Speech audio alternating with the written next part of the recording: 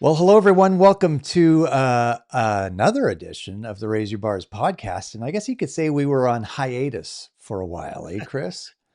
We certainly have been, yes. Yeah, Yeah. it's good to be back. Good to be It back. it is good to be back. And I mean, sometimes you just need a break and a rest. And both of us have been so extremely busy with other parts of our business and work life that, this just got put back on the side burner for a little bit. But we're back and we're excited. We're going to spend the next few episodes talking about culture, which is all the buzzword these days about company Mm, culture and everything. But I've been studying some books on it. I've been creating some programs around it, and I know you spend a lot of time with Disney talking about company culture and yeah, how we're going to interact and treat each other and all this other stuff. And I think it ties well in with the bars acronym, the Raise Your Bars acronym.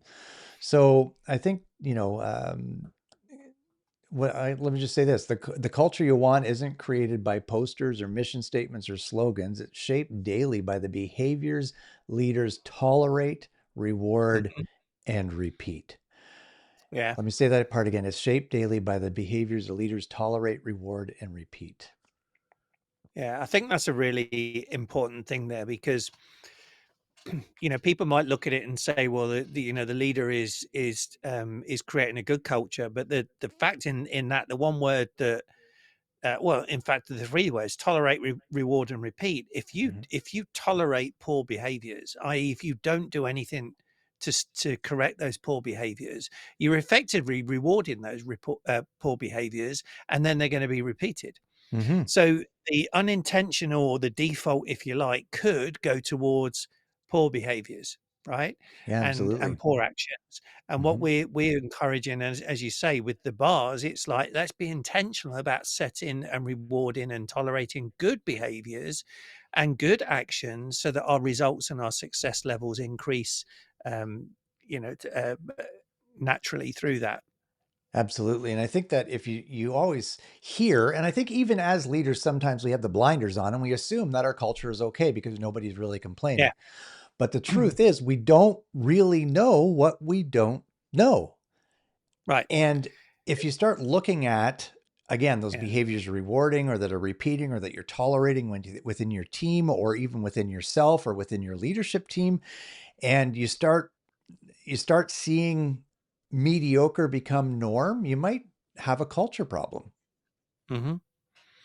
Yeah, and I think again, you hit the nail on the head there. Where you said if we're not looking for it, we don't see it.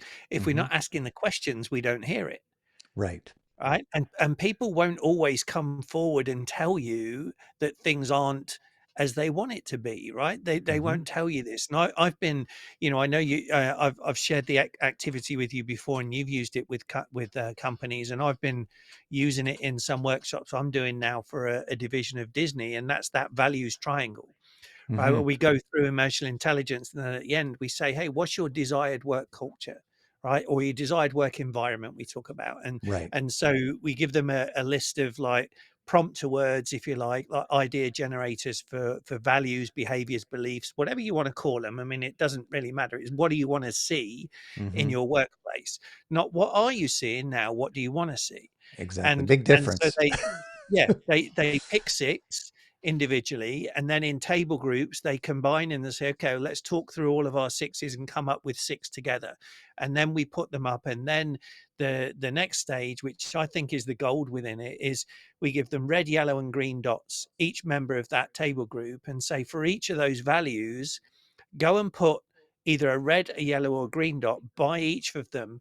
And the green dot is if you see that behavior all of the time in your work environment, you put a green dot.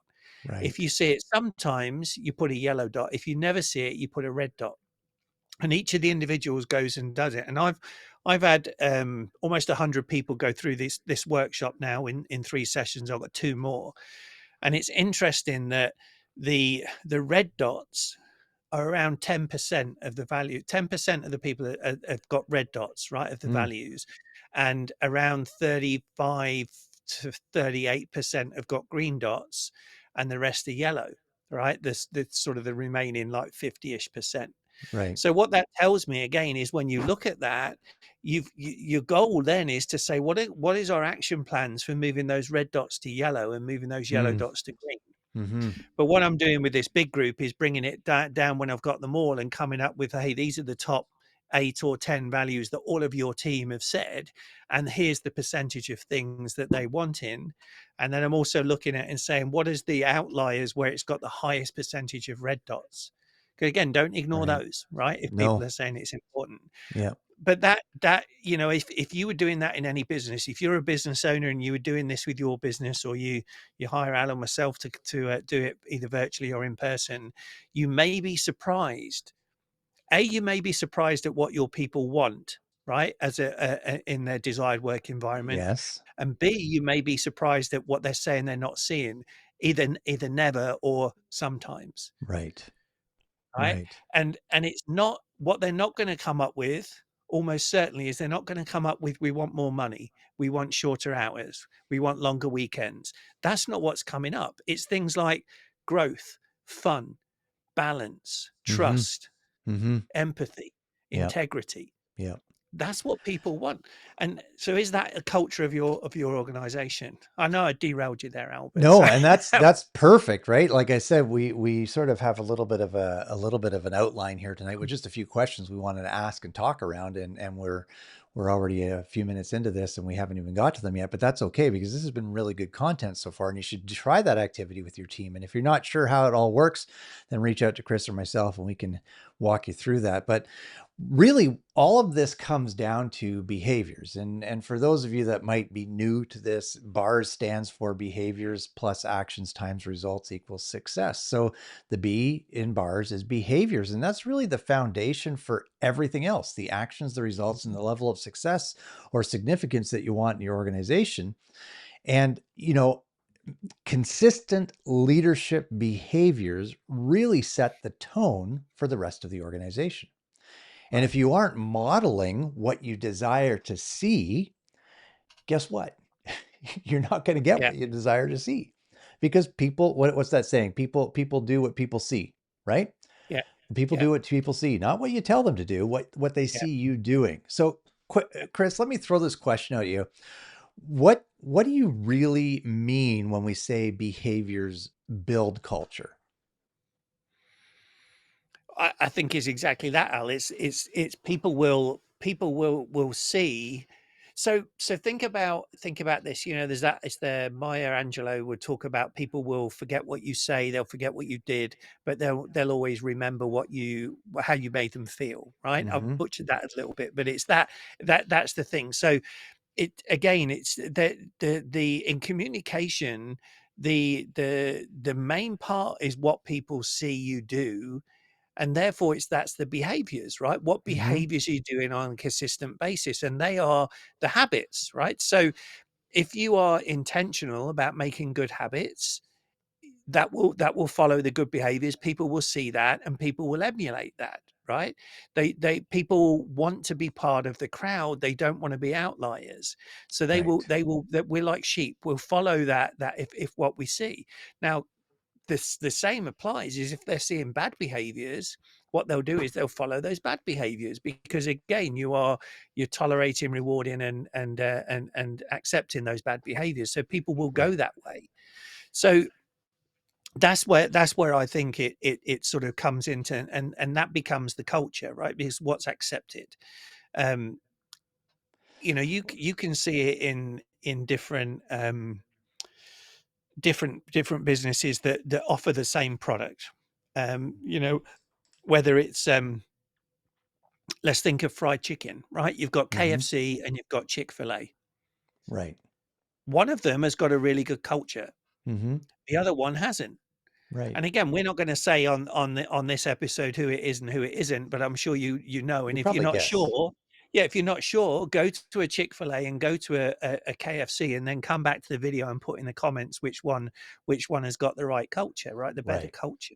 Mm-hmm. And so it is setting that tone. It is doing, walking the walk and talking the talk as a leader, as a business owner, a manager, whatever it is, so Mm-hmm. that other people pick up on that.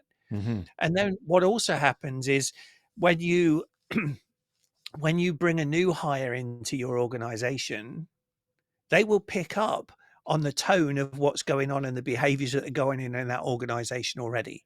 Absolutely. And I'll tell you one thing, after working in big box retail for so many years, if you bring somebody onto the team, they quickly start to adopt the behaviors and actions of the other team members. So if you have underperforming team Yeah. members, guess what? Now Mm. the new employee thinks that's the norm and they Yeah. underperform.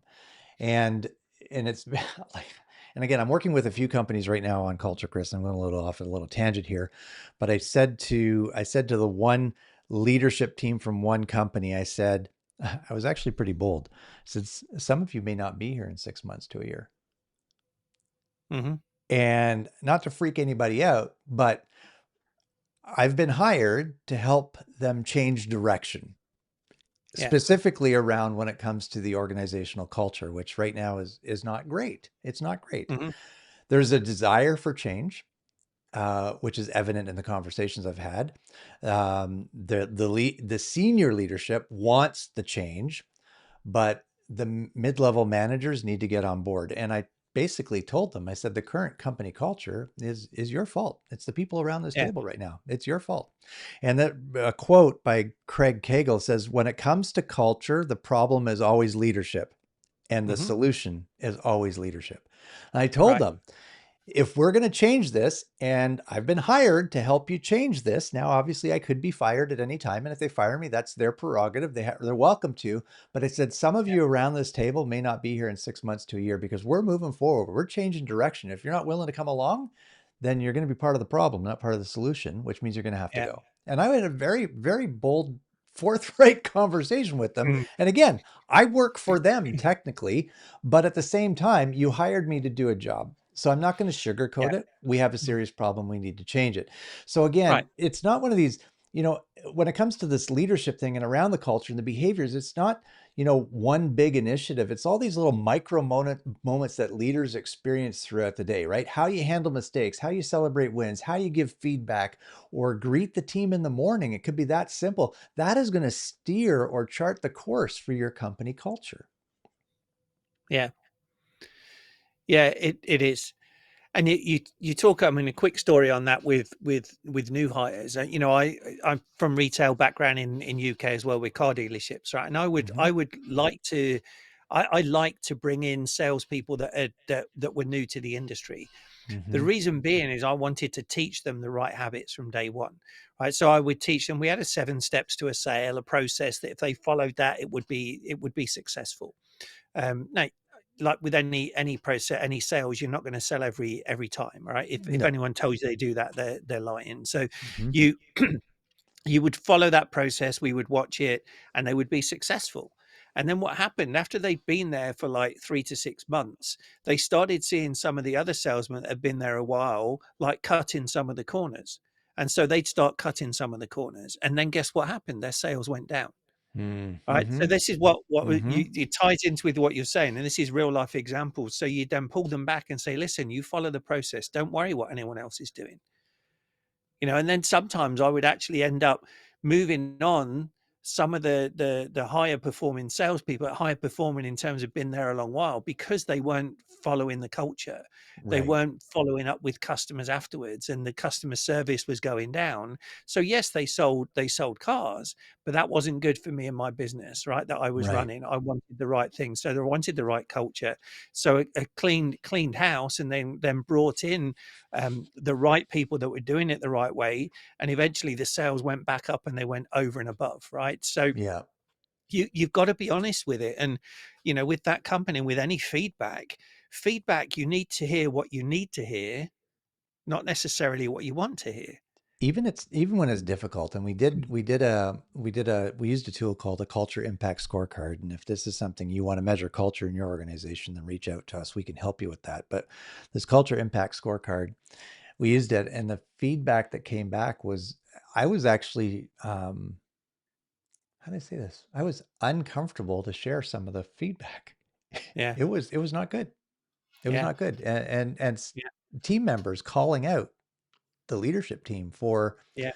lack of trust and Hmm. gossip and Well, not holding things confidential. yeah. It's sad and too bad, but at least now that they're aware and there's a desire for change. So that's a good thing. We're heading in the right direction. Yeah, sadly, it's not unique, Alan, and I think No. if more companies did that, they would uncover some of these hidden truths.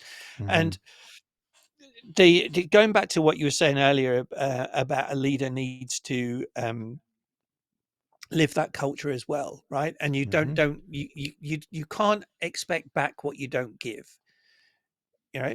And Right. so one of the things that I've been teaching recently is about trust and building trust.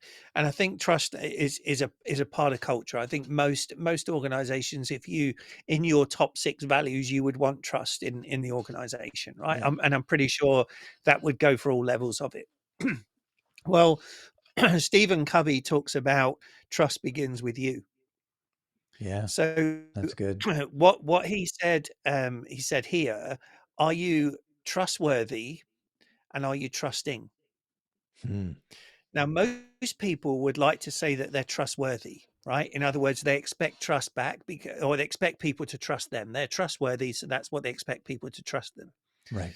The more difficult question, and the one that people would probably, if they're honest, they don't do all of the time, is they're not necessarily trusting of other people. Mm-hmm. Well, you have to give the trust in order to expect to receive trust. Right. So trust begins with you. And this is what we're saying exactly the same here. Culture begins with you. Yeah. That's so All right. good. You don't just put it on the wall or put it on little cards and give it to people and say, this is our company culture if you're not living it. If you're Exactly. and you've got to display it as well. Yeah. The, Right. the nice thing too that I mean the one positive among of this is doing this scorecard with 3 companies now. It's a fairly new tool for us. Um, we have 3 companies that have a desire to change. That realize, oh, okay, Yeah. we're not where we thought we should be, and now we want to Yeah. grow. And Perfect. that's a positive. Now I want to read one more thing out of this book, and then we'll go to because we're coming up on 17 minutes here, just after 17 minutes into this, I'll go to question 4 on our little Q&A sheet here that we had for each other, Chris. But Mhm. um, this again, Craig Hagel, he says, the bottom line is that how we think shapes what we do. Thinking drives action.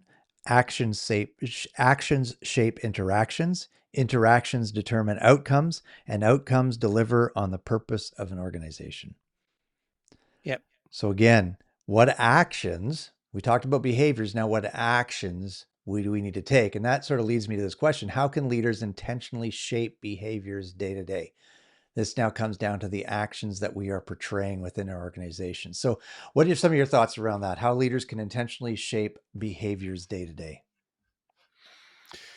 Well,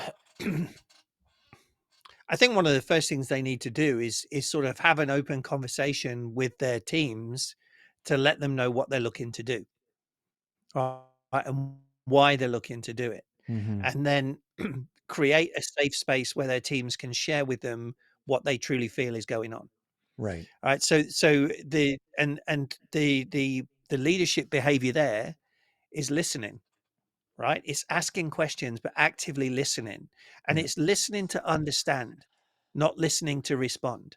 Not listening to respond, not listening to Yeah, interrupt, not listening to get offended, right? Not yeah, listen, not uh, not not listening to get defensive, right? yeah, Because that, as leaders, let's face it, when we start hearing feedback that could be potentially negative, it's our natural instinct as human beings, right? The walls go up, our defense mechanisms right, kick in. So it's really going to take a level of maturity and humility as a leader to sit there and listen to hear what they're really yeah, saying. yeah, and you may disagree with what they're saying, but here's the thing: remember that perspective is huge, That's right. and if they're saying it, it's what they're feeling. That's right. Right? And That's so you may not be feeling it yourself. May not be experiencing it yourself. Doesn't mhm, matter. If they're feeling it, to them it is real. And therefore we need to overcome that. right. Right. So that behavior of asking the questions, listening. Remember, you got 2 ears and 1 mouth. So listen in that proportion, twice as much as you talk. You listen, right? You don't come out and say, "Oh, we're looking at defining a new culture. This is what I think our culture should be. What do you think?" Because they're all just Hmm. going to go, you've already made your mind up. So yeah, that's fine. Yeah, exactly. Right? The Yeah. leader talks last. The Hmm. leader listens, and Hmm. be open-minded, but open to listening, and then ask questions to clarify what it is you're hearing so you really understand what it is. And then you say, I appreciate and thank them for sharing it. Hmm. We're going to take some time on this, and then we're going to come back, we're going to regroup, and we're going to review it again. Right. And Yeah. therefore you straight away you're instilling a culture of feedback, you're instilling a culture of respect and of trust, and of openness and of sharing and growth, and Yeah. your teams will respond. Now Yeah. again, don't expect immediate results. No. It's slowly, but you're trying to change not only their attitudes but your Your own. attitude. Yeah. Yeah, And you have to be open to the fact that, hey, if our culture's gotten to this point of toxicity or negativity, or even not fully and wholly positive, right? However you want to say that, that yeah, it took time to get there, it's going to take time to turn it around. It's going to take right, time to correct it. And two, one of the things is, modeling it, right? Don't preach it, model it, live it out. As right, leadership, we yeah, need to then model the behaviors and the actions we expect our team to see. And that might yeah, mean showing up early. That might mean putting that smile on your face. That might mean, even though you're busy, take the blinders off and, like John Maxwell says, walk slowly through the crowd, right? Make sure yeah. you're interacting and connecting with your team on a daily basis. Maybe Hmm. it's having some one-on-one meetings with a few key players in the organization to get their feedback and input and buy-in on the direction you want to take the culture. So I think Yeah, it's important for us as leaders to be modeling the culture that we desire. yeah, So, yeah. Chris, if I could throw one last question on you, and this could be sort of tied into a question for you to answer and tied into an application of how our listeners can go to work with this today in their own companies, is how do you hold yourself accountable to the behaviors you expect from your team? It's a good question, and I think the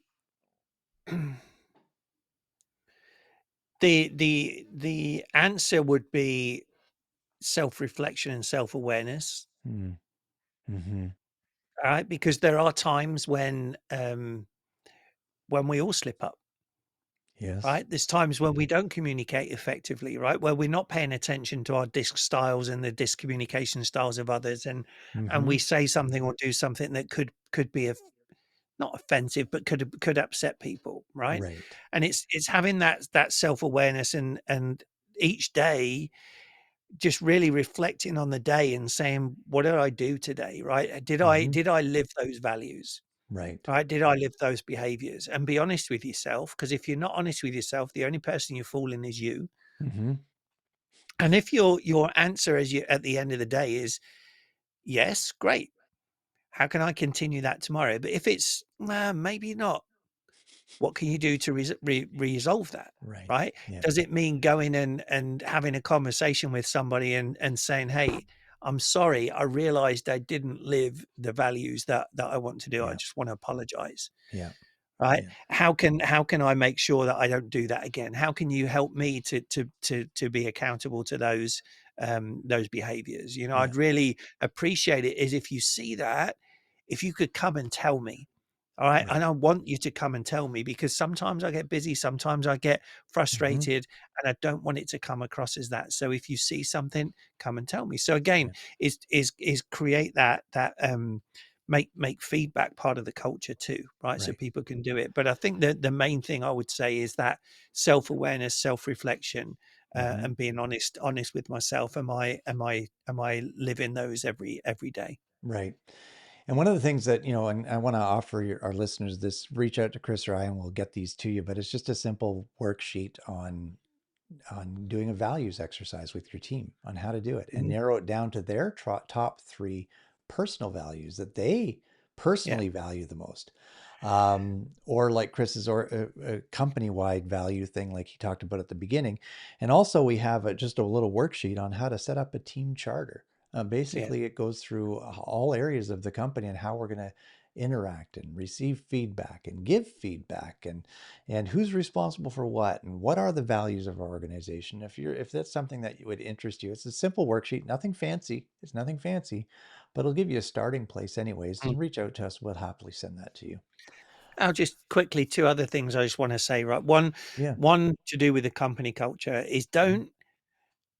don't fall into the trap of creating a culture that you don't really believe in, but you think you should believe in. Right.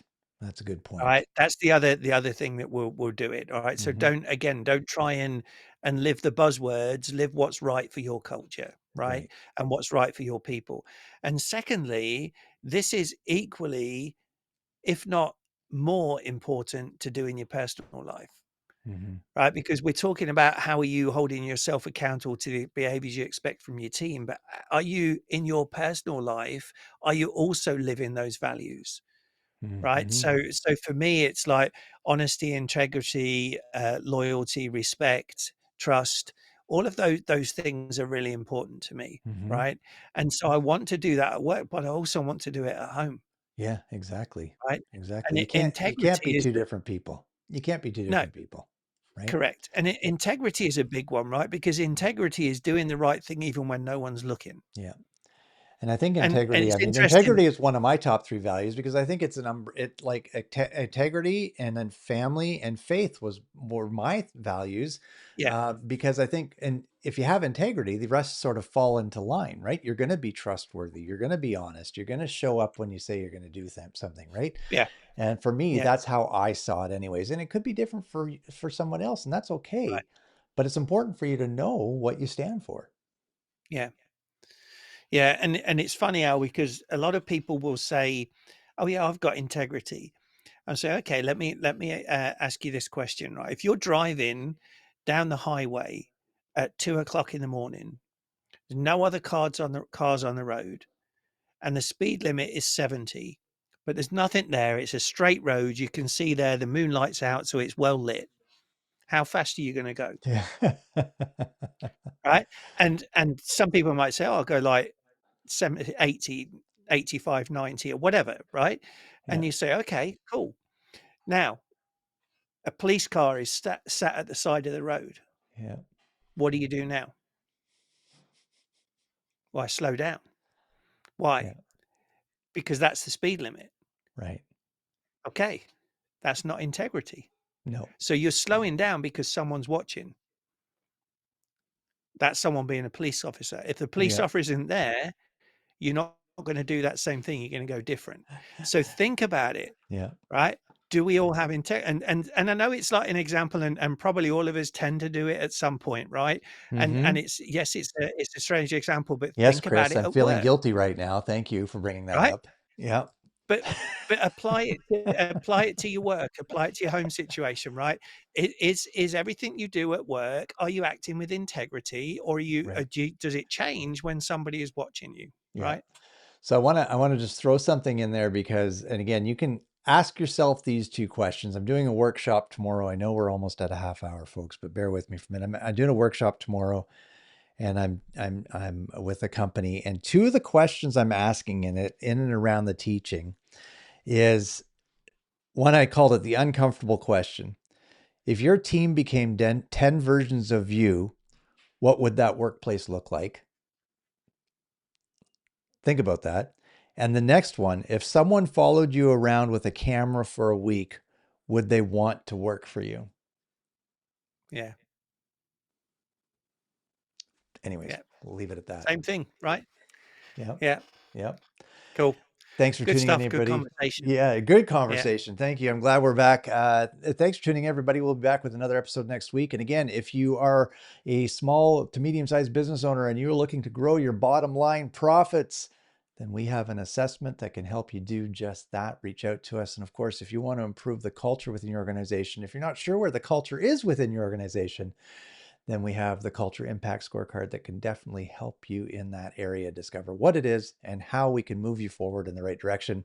Because culture, a poor culture, is very, very costly. Thanks for tuning yeah, in, everybody. If you found value in this, please share it with someone, friends, family, coworkers, and we'll see you next time. Bye for now. bye.